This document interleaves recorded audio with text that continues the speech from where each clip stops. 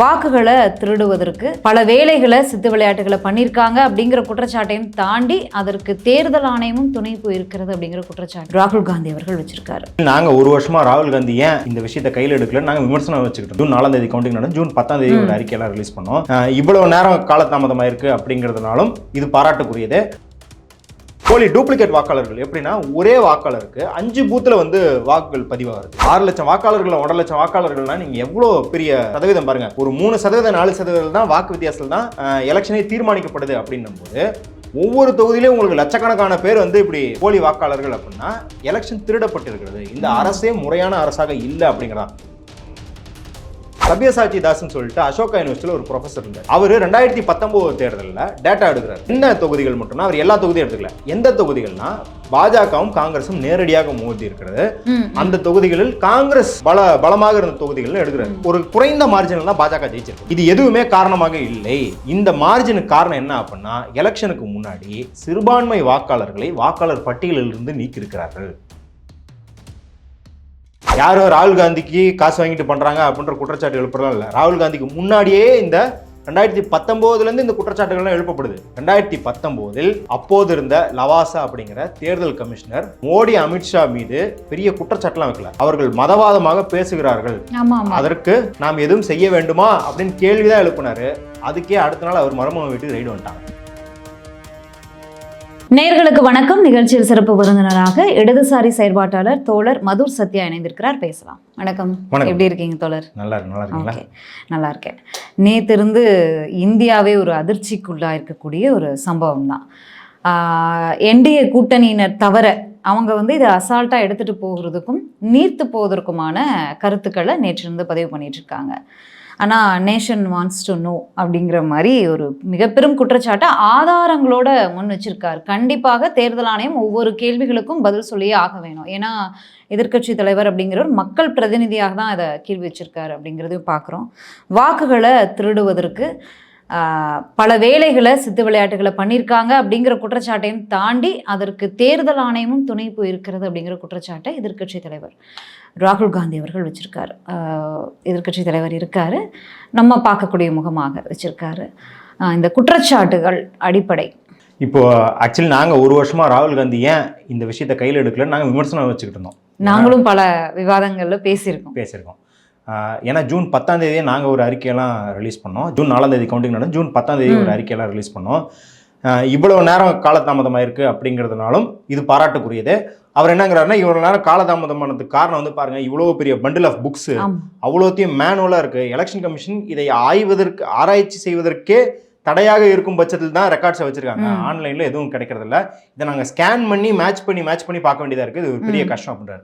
சரி, இப்போ என்ன குற்றச்சாட்டுகள் அப்படின்னா அந்த மஹதேவபுரா கான்ஸ்டுவன்சில 6 லட்சம் வாக்காளர்கள் 1.5 லட்சம் வாக்காளர்கள் போலி வாக்காளர்கள் அப்படிங்கிறாரு. இதுக்கு இவ்வளவு மாதங்கள் எடுத்திருக்கு. ஆமா, ஒரு சட்டமன்ற தொகுதிக்கு அதையும் நம்ம பார்க்கணும். ஒரு சட்டமன்ற தொகுதியில தான் இத்தனை ஃபேக் அப்படின்னு 40,000க்கும் மேலான அந்த அவ்வளவு குற்றச்சாட்டுகள். அதாவது மொத்தம் 5 விதமா ஃபேக் அப்படின்றாங்க. 5 விதமாக இது போலியாக நடத்தப்பட்டிருக்கு. ஒன்று, ஒரே ரூம்ல ஒரு 10 ரூம்ல 80 பேர் வசிப்பதாக வாக்காளர் அட்டைகள் இருக்கு. இன்னொன்று ஃபேக்கான ஆளே ஃபேக்கானது இருக்கு.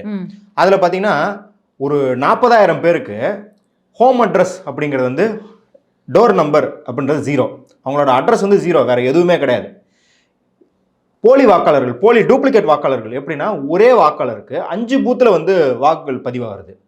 இது மாதிரி அப்புறம் ஃபார்ம் 6 தவறாக பயன்படுத்துறது. அதாவது ஃபார்ம் 6னா நீங்க 18 வயசுக்கு மேல இருப்பீங்க, ஆனா போன எலெக்ஷன்ல ஓட்டு போட்டுக்க மாட்டீங்க. ஓட்டு போட விருப்பம் தெரிவிச்சு வாங்கி போடக்கூடிய ஒரு அதுல நிறைய பேரோட அப்பா பேர் பாத்தீங்கன்னா இந்த நம்ம கீபோர்ட்ல ஏறி நின்ன மாதிரி ABCD குழந்தைங்க விளையாடுற மாதிரி GJJ அப்படின்ற மாதிரிலாம் வாக்காளர் அட்டை இருக்குது. அப்ப இவ்வளவு முறைகேடுகள்ல 6 லட்சம் வாக்காளர்கள் 1.5 லட்சம் வாக்காளர்கள்னா நீங்க எவ்வளோ பெரிய சதவீதம் பாருங்க. ஒரு 3% 4% தான் வாக்கு வித்தியாசத்தில் தான் எலெக்ஷனே தீர்மானிக்கப்படுது அப்படின்னும் போது ஒவ்வொரு தொகுதியிலும் உங்களுக்கு லட்சக்கணக்கான பேர் இப்படி போலி வாக்காளர்கள் அப்படின்னா எலெக்ஷன் திருடப்பட்டிருக்கிறது. இந்த அரசே முறையான அரசாக இல்லை அப்படிங்கிறதான். ஆனா இதுல வேடிக்கை என்ன அப்படின்னா இவர் 5 விதமாக சொல்றாரு இல்லையா, இதுவும் நாங்க ரிலீஸ் பண்ண, அதாவது நாங்க அப்படின்னா ஓட் ஃபார் டெமோக்ரஸி அப்படிங்கிற ஒரு கூட்டமைப்பு, அது நாங்க விழா தான் நடத்தோம்.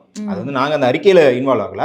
அந்த அறிக்கையை பார்த்தீங்கன்னா ரிட்டையர்ட் IAS தேவசகாயம், போன்ற பல ஐஏஎஸ் அதிகாரிகள், சமூக செயல்பாட்டாளர் தீஸ்தா செத்தல்வாத், அப்புறம் நிர்மலா சீதாராமனோட கணவர் பரகல பிரபாகர், அவர் வந்து ஒரு சமூகவியல் அறிஞர், அவர் பொருளியல் அறிஞர். அவர் இந்த மாதிரி பல செயல்பாட்டாளர்கள், நாடு முழுக்க இருக்க பல செயல்பாட்டாளர்கள் சேர்ந்து 15 ஸ்டேட்டில் 79 கான்ஸ்டியூன்சியில் முறைகேடு நடந்திருக்குன்னு போன ஜூன் மாதமே ரிலீஸ் பண்ணாங்க. நீங்கள் யோசிச்சு பாருங்கள், அந்த 79 சொல்கிறாங்க இல்லையா, அதில் நடந்த முறைகேடு இந்த 5 முறைகேடு கிடையாது, இந்த 5 வகையில் கிடையாது. அதில் என்ன முறைகேடு சொல்கிறாங்கன்னா, அந்த 79 தொகுதியில் பாஜக ஜெயிச்சிருக்கு. குறிப்பாக ஒடிசா மாநிலத்தில் 18 தொகுதியில் இந்த மாதிரி ஜெயிச்சிருக்கு. எப்படின்னா, ஒரு 9 மணி 10 மணிக்குள்ள, 9 மணிலேருந்து 10 மணிக்குள்ள, இந்த 1 மணி நேரத்துக்குள்ள ஒரு கான்ஸ்டியூன்சியில் லட்சக்கணக்கான வாக்கு பதிவாயிருக்கும். அது சாத்தியமே கிடையாதுன்னா அரசியல் ரீதியாக கிடையாது. அந்த பெட்டியை கொண்டாந்து உங்கள்கிட்ட கொடுத்து நீங்க தத்திக்கிட்டே இருந்து 1 லட்சத்துக்கே சாத்தியம் இல்லை, லட்சக்கணக்கான வாக்கு பதிவாயிருக்கும். அப்ப அந்த மாதிரி அவங்க கணக்குறது 79 தொகுதிகளில் பாஜக இப்படி ஜெயிச்சிருக்கு. இது 6வது முறை. ஓகேவா? மாதவ் தேஷ்பாண்டேன்னு ஒருத்தர் இருக்கார். அவர் வந்து துலிப் சாஃப்ட்வேரோட சிஇஓ. அவர் வந்து ஒபாமா அட்மினிஸ்ட்ரேஷன் அப்போது ஒபாமாக்கு ஐடி கன்சல்டன்டெல்லாம் இருந்திருக்காரு. அவ்வளோ சரக்குடைய நபர். அவர் என்னங்கிறாருன்னா, இவிஎம் மேனிப்புலேட் செய்யலாம். அதாவது இவிஎம் மேனிப்புலேட் செய்யலாம்னா ஹேக் பண்ண முடியாது. ஏன்னா ஹேக் அப்படிங்கிறது இன்டர்நெட்டில் கனெக்ட் ஆகிருக்கும் போது செய்யுது. இவிஎம் மிஷின் வந்து எதோடய கனெக்ட் ஆகிறது கிடையாது. அவர் என்னங்கிறாருன்னா, இவிஎம்குள்ளே நீங்கள் ஃபீட் பண்ணுவீங்க, யாரெல்லாம் கேண்டிடேட்டு, சிம்பிள் என்ன, 1 2 3ன்னு வரிசைப்படுத்துவீங்க. அதை ஒரு எக்ஸல் ஷீட் மாதிரி ஏதோ ஒரு ஷீட்டில் இருந்தால் அதுக்கு கனெக்ட் பண்ணி நீங்கள் வந்து ஃபீட் பண்ணுவீங்க. அந்த ஃபீட் பண்ணுற, நான் எக்ஸல் ஷீட்னு புரியறதுக்காக சொல்கிறேன், அந்த தரவரிசை, அந்த ஃபார்மேட்டில் ஒரு ஸ்டாரு, ஒரு அதான் ஹேஷ்ட்ரிச், இந்த மாதிரி ஏதாவது ஒன்று சேர்க்கறதன் மூலமாகவே குளறுபடிகளை ஏற்படுத்தலாம். எந்த மாதிரி குளறுபடினா, பாஜகவுக்கு ஓட்டு அப்படின்றது வந்து பாஜகவுக்கு ஓட்டுன்னு அதில் வந்து ஃபீட் பண்ண முடியாது. இப்போ 3வது பொசிஷனில் பாஜக இருக்குன்னு வச்சுக்கோங்க.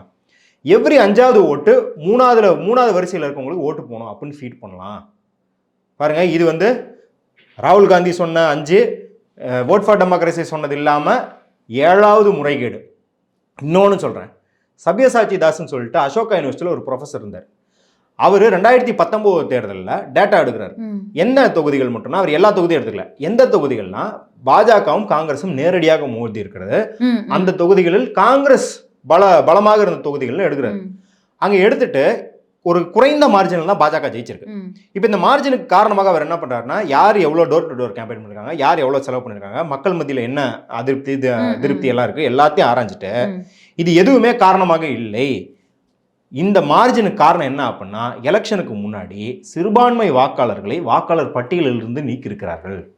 அதாவது நம்ம வழக்கமாகவே பார்ப்போம், தேர்தலுக்கு முன்னாடி வாக்காளர் பட்டியலிருந்து நீங்கள் செத்து போயிட்டீங்கன்றாங்க. உன்னை போல ஒரு கமலஹாசன்லாம் சொல்லுவார், நான் போய் கேட்டால் நான் குடிமகனே இல்லைன்ட்டாங்க, ஏன்னு கேட்டால் நான் செத்து போயிட்டு தான் சொன்னாங்க. அந்த மாதிரி பல்லாயிரக்கணக்கான வாக்காளர்களை நீக்கியிருக்கிறாங்கன்னு அவர் கண்டுபிடிச்சி பேப்பர் ரிலீஸ் பண்ணார். அவரை மிரட்டி அசோகா யூனிவர்சிட்டியிலேருந்து அவரை நீக்கி அந்த பேப்பரையும் பின்வாங்க வச்சாங்க. இது நான் சொல்கிறது 8வது முறைகேடு. 9வது முறைகேடு சொல்கிறேன், குவிண்ட் பத்திரிகை. குவிண்ட்ன்றது ஒரு பிரபலமான பத்திரிகை. அந்த பத்திரிகையில் 2019 தேர்தலுக்கு அப்புறம் 370 தொகுதிகளில் பதிவான வாக்குக்கும் எண்ணப்பட்ட வாக்குகளும் வித்தியாசம் இருக்குன்னு சொல்லுது. அந்த கேஸ் வந்து டெல்லி ஹைகோர்ட்டில் நடந்துக்கிட்டு இருக்கு. அப்போ இது 9வது முறைகேடு. இப்போ நான் அடிக்கிட்டே போகலாம். இந்த மாதிரி ஒரு 15 விதமான முறைகேடுகளை இதுவரைக்கும் எலெக்ஷன் கமிஷனுக்கு சுட்டி காட்டப்பட்டிருக்கிறது பல்வேறு தரப்பினரார். யாரும் ராகுல் காந்திக்கு காசு வாங்கிட்டு பண்ணுறாங்க அப்படின்ற குற்றச்சாட்டு எழுப்புறதுலாம் இல்லை. ராகுல் காந்திக்கு முன்னாடியே இந்த 2019 இந்த குற்றச்சாட்டுகள்லாம் எழுப்பப்படுது. ஆனால் 2019 அப்போது இருந்த லவாசா அப்படிங்கிற தேர்தல் கமிஷனர் மோடி அமித்ஷா மீது ரொம்ப பெரிய குற்றச்சாட்டுலாம் வைக்கல.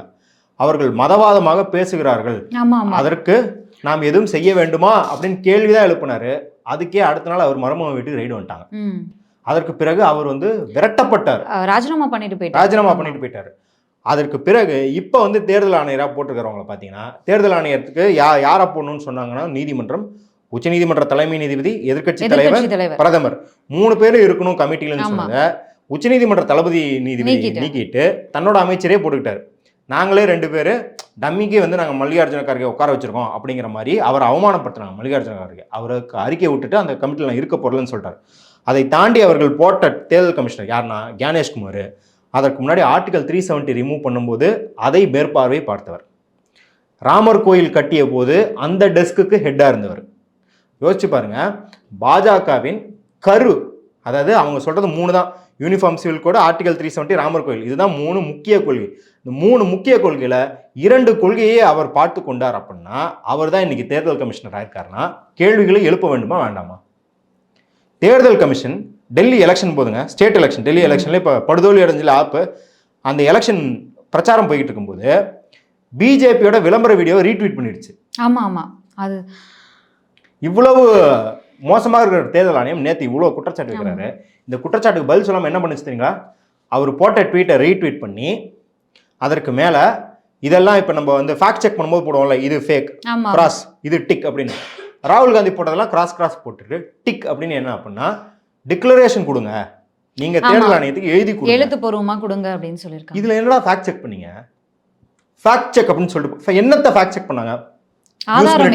நியூஸ் மினிட் கேட்டிருக்காங்க, தன்யா ராஜேந்திரன் கேட்டிருக்காங்க, எல்லாம் சரி. அதுல எங்க ஃபேக்ட் செக்ன்றது எதை ஃபேக்ட் செக் பண்ணீங்க அப்படின்னு கேட்டிருக்காங்க. அப்ப தேர்தல் ஆணையம் எதுக்குமே மறுப்பு தெரிவிக்கல, அதற்கு பதிலாக மிரட்டுகிறது, ராகுல் காந்தியை மிரட்டுகிறது. ஏற்கனவே தேர்தல் நடந்தபோது என்ன ஆச்சுன்னா, மோடி தொடர்ந்து தாலியை பறிச்சுக்குவாங்க, மத ரீதியான பிரச்சாரம். யோசிச்சு பாருங்க, 1980களில் பால் தாக்கரே ஒரே ஒரு மேடையில் இஸ்லாமிற்கு எதிராக பேசினார்னா 6 வருஷம் அவர் தேர்தல் பிரச்சாரமே பண்ணக்கூடாதுன்னு தேர்தல் ஆணையம் தடை பண்ணி வச்சிருந்தது. ஆனால் 189 மேடைகளில் மோடி இஸ்லாமியர்களுக்கு எதிராக பேசியும் தேர்தல் ஆணையம் வாய மூடி காத்திருந்ததுன்னு மல்லிகார்ஜுன கார்கே எழுதுறாரு. திருப்பி நடவடிக்கையை மோடி மீது எடுக்காம மல்லிகார்ஜுன கார்கே திட்டுறாங்க. என்னன்னு திட்டுறாங்க? நீங்க தேர்தல் ஆணையத்தின் மீது குற்றச்சாட்டை எழுப்பி இந்த நாட்டில் இருக்கும் தேர்தல் ஜனநாயகத்தின் மீதே மக்களுக்கு அவநம்பிக்கை வர வைக்கிறீர்கள், இது இந்த நாடு ஜனநாயகமாக நீடிப்பதற்கே தடையாக இருக்கிறீங்கன்னு மல்லிகார்ஜுன கார்கே வித்துட்டு தேர்தல் ஆணையம். அப்ப எவ்வளவு மோசமான ஒரு நிறுவனமாக அங்க இருக்குது. இல்ல, இதையெல்லாம் தாண்டி இந்த நாடாளுமன்ற தேர்தல் நேரத்துல பிரதமர் கேண்டிடேட்டா இருந்த மோடி அவர்கள் எங்க பிரச்சாரம் போறாரோ, அவருடைய ஒரு ஸ்டேட்ல போறாரு அப்படின்னா அங்க, அதாவது ஒரு பகுதியில் போறாருன்னா அங்க அந்த பிரச்சாரத்தை முடிக்கிற வரைக்கும் அங்க வந்து அந்த பிரச்சாரத்துக்கு டைம் இருக்கு. அடுத்து அவர் எங்க போகணுமோ அங்க வந்து பிரச்சார டேட் வந்து அறிவிக்கிறாங்க. இப்படிதான் வந்து தேதிகளையே அவருக்கு தகுந்த மாதிரி வடிவமைச்சிருந்தாங்க. இவ்வளவு அப்பட்டமாக வெளியில தெரியுது. ஆனா இது ஜனநாயக நாடு, இதுல எதிர்க்கட்சியினுடைய குரல்கள் வந்து மதிக்கப்படுவதில்லைன்னா இதற்கு அடுத்து வேற எந்த இதுவுமே இல்லையா? அடுத்த ஸ்டெப் என்னவா இருக்கும்? இப்போ ராகுல் காந்தி அவர்களை மிரட்டும் துணையில தான் தேர்தல் ஆணையம் சொல்லியிருக்கு. இப்போ எழுத்துப்பூர்வமாக அவர் மீது அவர் கொடுத்தாரெனில் அதற்கு அவர் மீது நடவடிக்கை எடுக்க வாய்ப்பு இருக்கு அப்படிங்கிறதான் சட்ட வல்லுநர்கள் சொல்றதா இருக்கு. அடுத்த கட்டமா என்ன இருக்கு? இவ்வளோ ஆதாரங்கள் அடிக்கும் ஒரு யூஸும் இல்லை அப்படின்னா இப்போ நம்மளுக்கு வந்து இது அதுக்கு அடுத்த கட்டமாக என்னன்னு யோசிப்பாங்கன்னா, நீதிமன்றம் இதில் வந்து நியாயமாக நடந்துக்குச்சுன்னா கூட வாய்ப்பு இருக்குது அப்படின்னு சொல்லுவாங்க. ஆனால் நம்மளுக்கு 2024 நீதிமன்றமும் நம்மளுக்கு வந்து நம்பிக்கை அளிக்கல. ஏன்னா வந்து ஏப்ரல் 19 ஃபர்ஸ்ட் ஃபேஸ் தேர்தல் நடக்குது. அன்னைக்கு சாயங்காலம் ஒரு நம்பர் போடுறாங்க, இத்தனை பேர் வாக்களிச்சாங்கன்னு. 18 நாள் கழித்து அதை அப்டேட் பண்ணுறாங்க. உடனே நீதிமன்றத்துக்கு போய் வழக்கு போடுறாங்க. வழக்கு போட்டு என்னங்க இப்படி மாற்றி 18 நாள் கழிச்சு இது பண்ணுறாங்க அப்படின்னோடனே எலெக்ஷன் கமிஷன் சொல்லுது, இல்லைங்க எங்களுக்கு வந்து ஃபைனல் நம்பர்ஸ் அப்டேட் பண்ணுறதுக்கு டைம் எடுத்துக்கிட்டோன்னு நீதிமன்றம் கடுமையாக திட்டுச்சு. ஏண்டா 1 மணி நேரத்தில் பண்ண வேண்டிய வேலையை 18 நாள் பண்ணுவீங்களாடா, உடனே அப்டேட் பண்ணுங்க அப்படின்னு திட்டுச்சு. எல்லாரும் ஓகே, நீதிமன்றம் வந்து தேர்தல் கமிஷன் வந்து கழுத்தை நெரிக்குது அப்படின்னு நினைச்சாங்க. முதல்ல தப்பு செஞ்சிருக்கான், சரி பண்ணுன்னு சொல்லிட்டேன். தப்பு செஞ்சதுக்கு ஒரு நடவடிக்கை எடுக்கணும்ல, ஏதாவது ஒரு நடவடிக்கை எடுங்கன்னு கேட்டபோது ஐயோ நாளையிலேருந்து எங்களுக்கு வெக்கேஷன், நீதிமன்றம் வெக்கேஷன், அதனால வெக்கேஷனுக்கு போயிட்டு வந்து திரும்பி பார்த்துக்கலாம். வெக்கேஷனுக்கு இவங்க போயிட்டு வரதுக்குள்ள எலெக்ஷன் முடிஞ்சு போச்சு. எலெக்ஷன் முடிஞ்சு போனதுக்கப்புறம் இப்போ இந்த 79 தொகுதி இதெல்லாம் சொன்னோம் இல்லையா, இந்த மாதிரி அறிக்கைகளை கொண்டு போய் சமர்ப்பித்து இந்த மாதிரி முறைகேடுகள் நடந்திருக்காது இதுன்னு பேசும்போது அதெல்லாம் பழைய கதை. அதான் மோடி முதல்வர் ஆகிட்டார், எலெக்ஷன் முடிஞ்சு போச்சு, என்னடா திருப்பி வந்து கூவிட்டு இருக்கீங்கன்ற கணக்கா நீதிமன்றம் வழக்கு போட்டவங்களை தீர்த்து துரத்து விட்டுருச்சு. அப்போ நீங்கள் யோசிச்சு பாருங்க, இதுதான் நீதிமன்றத்தோட போக்கா இருக்குன்றதை நினச்சி வச்சு தான் போகிறோம். ஆனால் இன்னைக்கு என்ன ஒரு பிரச்சனை அப்படின்னா, நீதிமன்றம் இதில் ரொம்ப மெத்தனமாக நடந்துக்கிட்டா இது ஒரு பெரிய ஆபத்துக்குள்ள போகலாம். ஏன்னா மக்களுக்கு ஏற்கனவே அரசின் மீது எல்லா கட்டமைப்பின் மீதும் நம்பிக்கை இழந்து விட்டார்கள். அது இடி ஆகட்டும், ஐடி. ராகுல் காந்தி எழுப்பிய இன்னொரு முக்கியமான கேள்வி, யார் ஆட்சி செய்தாலும் சரி இந்த ஆட்சியின் இறுதியில மக்களுக்கு சில வெறுப்புகள் கண்டிப்பாக இருக்கும். அது எந்த ஆட்சியா இருந்தாலும் சரி, அங்க பாஜக ஆட்சியா இருந்தாலும் சரி, இங்க திமுக ஆட்சியா இருந்தாலும் சரி. அப்படி இருக்கும்போது இந்த ஃபைனல் 3வது முறையாக கூட மோடி அவர்கள் மீது மக்களுக்கு எந்த வெறுப்புமே எழலையா? எந்த ஒரு வாக்குகள் கூட அப்படி பதிவாகலையா? எதிர்ப்பு வாக்குகளே காணாமல் பண்ணிட்டாங்க அப்படிங்கிற ஒரு குற்றச்சாட்டு இருந்தது. தேர்தல் ஆணையம் எதையுமே கன்சிடர் பண்ணலையே. இதற்கு மேல நாட்டுல இதுக்கு மேல தேர்தல் ஆணையம் தாண்டி உச்சநீதிமன்றம் தாண்டி என்ன இருக்கு? எங்க போய் முறையிடும்? அதுதான் நான் ஏன் அது டேஞ்சர் ஆகும், நீதிமன்றம் இதை கண்டுக்கலன்னா மக்களுக்கு டேஞ்சர் இல்லை, அவங்களுக்கே டேஞ்சராக மாறுறதுக்கு என்ன காரணம்னா, இந்த கிராமத்துலலாம் ஒரு பழமொழி சொல்லுவாங்க, பூனை அடிக்கிறதா இருந்தால் அது தப்பிச்சு போக வழியை விட்டுட்டு அடிக்கணும்னுவாங்க. இல்லைனா அது உங்களே சீறி பஞ்சு கடிச்சிடும். நான் வந்து மக்களை ஒடுக்கணுன்ற சொல்ல, ஒடுக்குபவர்கள், சர்வாதிகாரம் செய்பவர்களே மக்களுக்கு அதன் மீதான அதிருப்தியை வெளியே கொண்டு வரதுக்கான வெளியை விட்டு வைக்கவில்லை, அதையும் அடைத்து விட்டார்கள் என்றால், ஏன்னா ஏற்கனவே உங்களுக்கு இடி ஐடியிலேருந்து எல்லா நிறுவனத்தின் மீதும் மக்களுக்கு நம்பிக்கை போயிடுச்சு. இருக்கிற அதான் நீங்கள் சொன்ன மாதிரி அது திமுகனாலும் சரி, பாஜகனாலும் சரி, அதிமுகனாலும் சரி, யாருமே நம்மளுக்கு ஆதரவாக இல்லைங்கிற மாதிரியான ஒரு மனநிலை மக்களுக்கு நிறைய ஏற்பட்டிருக்கு, ஒரு அதிருப்தி இருக்குது. அப்போ அப்படி இருக்கும்போது கடைசியாக நம்பிக்கை வைக்கும் நீதிமன்றம், தேர்தல் ஆணையம் கை விட்டுச்சுன்னா மக்கள் என்ன முடிவு எடுப்பாங்கன்னு உங்களால் சொல்ல முடியாது. மக்கள், அதாவது ஒரு முறைப்படுத்தப்பட்ட புரட்சிகர இயக்கம் இருக்கும்போது அது ஒரு சமூக மாற்றத்துக்கு கொண்டு வரலாம். முறைப்படுத்தப்பட்ட அந்த மாதிரி இயக்கம், நாடு தழுவிய இயக்கம் இல்லாத போது அது எங்கெங்க என்ன மாதிரி வெடிக்கும்னு உங்களுக்கு தெரியாது. அக்னிவீர் திட்டம் கொண்டு வரான்னு சொன்னபோது உங்களுக்கு பீகார்லேருந்து ராஜஸ்தான் வரைக்கும் எவ்வளோ கலவரங்கள் நடந்தது. இப்போ நீட் பிரச்சனையும் போது மாணவர்கள் வந்து முன்ன வந்து மாணவர்களுக்கு யூனியன் இருக்கும், அதனால வந்து அவங்க முறையாக போய் போராடுவாங்க. நீட் கோச்சிங் சென்டரில் இருக்கிற மாணவர்களுக்கு எங்கே யூனியன் இருக்குது? யூனியன் இல்லை. நீட் முறைகேடு நடந்தோடனே அவன் நேராக போய் கோச்சிங் சென்டர்லேருந்து எக்ஸாம் சென்டர் வரைக்கும் எல்லாத்தையும் அடிச்சு நொறுக்க ஆரம்பிச்சிட்டான். அப்போ அந்த போக்கில் மக்களை விட்டு வைக்க போறீங்களா? இப்பயும் நீதிமன்றம் என்ன பண்ணணும்னா ஒரு மிடில் கிரவுண்டுக்கு போகும். இதை நேரடியாக ராகுல் காந்தியை நிராகரிக்காது. நேரடியாக நிராகரித்தா அவங்களுக்கே உழ வச்சிருவோம்னு தெரியும். ஆனால் அதே சமயத்தில் மோடியை முழு குற்றச்சாவாளியாகவும் காட்ட முடியாது. ஏன்னா அது வந்து தங்கள் வர்க்கத்தினர் இருக்கு. ஏன்னா நீதித்துறை அதிகாரிகள் இவங்கெல்லாமும் ஏதோ மக்களோட மக்களாக இருக்கவங்க இல்லை, அவங்களும் இந்த அதிகார மட்டத்தில் இருக்கவங்க தான். அப்போ மோடியை குற்றச்சாட்டுறது அப்படிங்கிறது தங்களுக்கும் சேர்த்து உழ வச்சுக்கிற மாதிரி. அப்படின்னால என்ன பண்ணுவாங்கன்னா, நீங்கள் குற்றம் சுமத்துற 4 கான்ஸ்டிடுவன்சியை மட்டும் ஆராயறதுக்கு ஆணையிடுறோம். இந்த ஒரு மிடில் கிரவுண்ட். இப்போ நீட் வழக்கிலே பார்த்தீங்கன்னா 4 எக்ஸாம் சென்டரில் ஒவ்வொரு எக்ஸாம் சென்டர்லையும் 70 பேர் பாஸ் ஆயிருக்கான், முழு மார்க் எடுத்திருக்கான் அப்படின்னு சொன்னும்போது சந்திரசூட் வந்து அரசு தரப்பு வழக்கறிஞரை போட்டு சாத்துறாரு. இதெல்லாம் நடந்திருக்கு ஆவுன்னு கத்துறாரு. தீர்ப்பு வழங்கும் போது என்ன பண்றாரு, முறையை என்ன பண்ணிருக்கணும், 4 ப்ரூவ் பண்ணிட்டாங்க, மொத்தமாக தூக்கிடணும். மொத்தமாக தூக்காம என்ன பண்ணாரு, அந்த 4 மட்டும் டிஸ்மிஸ் பண்ணுறாரு. கேட்டதுக்கு இந்த தரப்பு வழக்கறிஞரை போட்டு திட்டுறாரு. என்ன நீங்கள் பேசிக்கிட்டு இருக்கீங்க? ஒரு 4 இடத்துல தப்பு நடந்துச்சு அப்படின்னா சிஸ்டமே தப்புன்னுவீங்களா? நீங்கள் என்ன நினச்சிட்டீங்க, இப்போ ஜனநாயகத்தை தூக்கி எறியணுங்களா? ஆவுன்னு திட்டிட்டு அந்த 4 மட்டும் டிஸ்மிஸ் பண்ணுறாரு. அதே போல தான் இந்த வழக்குலையும் நமக்கு ஜனநாயகம்னா என்ன, சமத்துவம்னா என்ன, நீதினா என்னன்னு பாடம் எடுத்துக்கிட்டு அந்த 4 தொகுதியை மட்டும் கேன்சல் பண்ணுப்பா, அதுக்கு ரீஎலெக்ஷன் வைப்பா, இல்லை எலெக்ஷன் கமிஷன் அதை மட்டும் மறு ஆய்வு செஞ்சுட்டு நம்பர்ஸை மாற்றி புது நம்பரை வெளியிடுப்பான்னு தான் சொல்ல போகிறாங்க. இது எப்படி ஒரு தீர்வாகி போகும்? ஏன்னா பாஜகவினரும் சரி, பாஜகனுடைய கூட்டணி கட்சியினரும் சரி, ராகுல் காந்திக்கு மனநிலை சரியில்லைன்ற அளவுக்கு நேற்று இருந்து தேர்தல் முறையாக தான் நடந்திருக்கு, அவருடைய மனநிலையில தான் வந்து மாற்றம் ஏற்பட்டிருக்கு, அதுதான் சரியில்லை, அதுக்கு தான் ட்ரீட்மெண்ட் கொடுக்கணுன்ற அளவுக்கு பேசுகிறாங்க. இல்லை, நீ வந்து எந்த அளவு தொடர்ந்து நீங்கள் போயிருக்கீங்கன்னா, நேற்று 25 புத்தகங்களை தடை செஞ்சுருக்காங்க காஷ்மீரில், அருந்ததிரை. அந்த அளவு தொடர்ந்து நீங்கள் போய் கிடக்க எல்லாமே யாருக்கு எதிரானதுன்னு எல்லாருக்கும் தெரியும். ஆமா, நீ ஜெய்சங்கர் லேசர் கண்ணை போட்டு எடிட் போட்டா ட்ரம்ப் பேர் லேசர் கண்ணு தானே போடுற, இன்னொரு 25%, அங்கே வந்து 50% டாரிஃப். போராடமெல்லாம் இந்தியாவை உட்கார வச்சு நான் தான் சமாதானம் பேசுறேன்னு ட்ரம்ப் பேசிக்கிட்டு இருக்காரு. எதையுமே எதிர்க்க வக்கு கிடையாது. ஆனால் நீ எதாவது ராகுல் காந்தின்ற ஒரு ஒற்றை நபரை பிடிச்சிக்கிட்டு நல்லா சிக்கிருக்காண்டா அப்படிங்கிற மாதிரி அவர் மேலே எல்லா வதந்திகளை வக்கரங்களை திணிச்சு நீதிமன்றம் போன வாரம் கேட்குது, நீ ஒரு உண்மையான இந்தியனா அப்படின்னு கேட்குது. நீ முதல்ல நீதிமன்றத்தோட வேலையா, யார் உண்மையான இந்தியன் அப்படின்னு பரிசோதனை செஞ்சு பார்த்து சர்டிஃபிகேட் கொடுக்குறதா வேலை? ஒரு உண்மையான இந்தியன் வந்து ராணுவ வீரர்கள் சத்தத்தை பற்றி பேசுவான், வேற எவன் பேசுவான்? ஏன் ராணுவ வீரன் சத்தத்தை பற்றி நான் பேசி அவனுக்கு நீதி கேட்காம இன்னும் அயர்லாண்ட்லேருந்து வந்து பேசுவானா? அப்போ நீதித்துறையிலேருந்து பியூரோக்ரஸிலேருந்து எல்லாத்தையும் வைத்து ராகுல் காந்திங்கிற ஒரு ஒற்றை நபரை இங்கே இருக்கும் எல்லா எதிர்ப்புணருக்கும் குறியீடாக்குறது. இங்கே இருக்கிற பல எதிர்ப்பு, பாஜக மேலே எதிர்ப்பு இருக்கவங்களுக்கு ராகுல் காந்தியும் ஆதரவு கிடையாது. அவங்க தனியாக நீதி கேட்டு போராடிக்கிட்டு இருக்காங்க. ஆனால் அவர்களையும் கொண்டு போய் ராகுல் காந்தி ஆதரவாளர்கள்னு அடைக்கிறதன் மூலமாக அவரை அசிங்கப்படுத்திட்டு இது எல்லாத்தையும் டிஸ்மிஸ் பண்ணிடலாம். இப்போ அந்த 79 தொகுதின்னு சொன்னோம் இல்லையா, இவங்க யாருமே வந்து காங்கிரஸ் ஆதரவாளர்கள் கிடையாது. இவங்க தேர்தலுக்கு அப்பாற்பட்டு செய்கிற சமூக செயல்பாட்டாளர்கள், இயக்கங்கள், மக்கள் இயக்கங்கள்.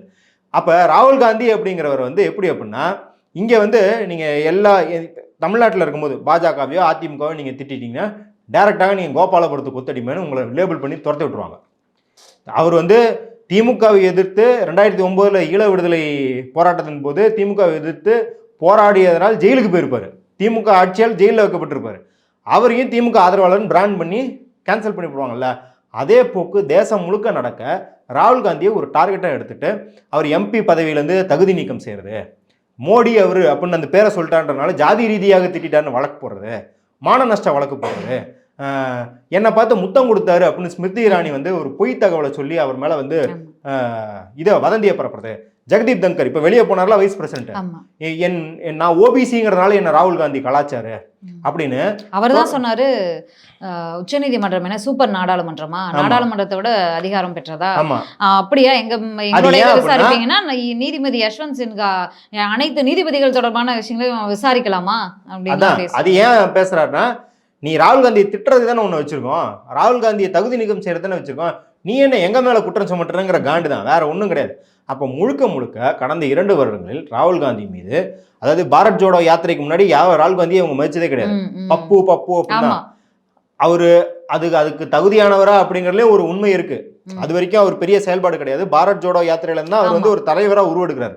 அவர் எப்போ ஒரு தலைவரா காங்கிரஸ் கட்சியில ஒரு ஸ்ட்ராங்கான லீடர் அப்படின்னு உருவாக்குறாரோ அப்பத்துல இருந்து வதந்திகள், இந்த மாதிரி பொய் பிரச்சாரங்கள், வக்கரமாக அவரை சித்தரிக்கிறது, அவரை நீ இந்தியனான்னு கேட்கறதுக்கு முன்னாடி ஒரு பெரிய அரசியல் இருக்கு. இது நீதிபதி கேட்கறான்றது மட்டும் கிடையாது. 20 வருஷமாகவே அவர் இட்டாலியில பிறந்தவங்களுக்கு பிறந்தவர், அதனால அவர் இந்தியரா ஏத்துக்க முடியுமான்ற ஒரு பிரச்சாரம் இருக்கிற பின்னணியில நீ ஒரு இந்தியரா அப்படின்னு கேட்கறது எவ்வளவு கேவலமான செயல். அப்ப இதையெல்லாமே இந்த ஆளும் வர்க்கம் செய்து கொண்டே இருக்கிறது. அதனால ராகுல் காந்தி மீது பின் பண்ணாம நம்ம இண்டிவிஜுவலாக கேள்வி எழுப்ப வேண்டும். இங்க இருக்கும் மக்கள் இயக்கங்கள் நீதித்துறைக்கு தெரியப்படுத்த வேண்டும், நீ வந்து மோசமான நீதியெல்லாம் வழங்கிட்டு தப்பிச்சு போயிட முடியாது ராஜா அப்படிங்கிறத வந்து மக்கள் விழிப்புணர்வோடு இருக்காங்கிறத நிரூபிக்க வேண்டிய நேரம் இருக்குன்னு தான் நம்ம பார்க்குறோம். அதுதான் நம்மளுக்கான கடைசி ஒரே ஒரு வழியாக இருக்கிறது.